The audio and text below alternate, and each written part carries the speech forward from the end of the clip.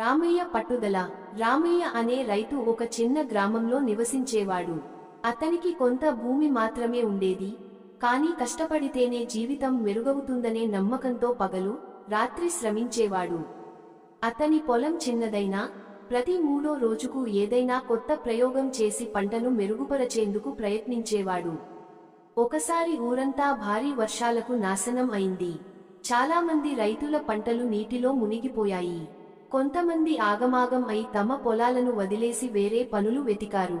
కాని రామయ్య మాత్రం నిరాశపడకుండా తన పొలాన్ని మళ్లీ సమతలపరిచి కొత్తగా విత్తనాలు వేసి కృషి చేశాడు. ఊర్లో కొంతమంది అతనిని చూసి నవ్వారు. ఇలాంటి వర్షాలు మళ్లీ వస్తాయి, రైతు పనిని వదిలేసి ఊర్లో ఏదైనా చిన్న పని చేసుకుంటే మేలవుతుంది అని చెప్పారు. కాని రామయ్య వినలేదు. ప్రకృతి మనకు పరీక్ష పెడుతుంది, మనం ఓపికగా ఉండాలి అని అన్నాడు. కొద్ది నెలల తర్వాత వర్షం తగ్గి కొత్త పంట చిగురించింది.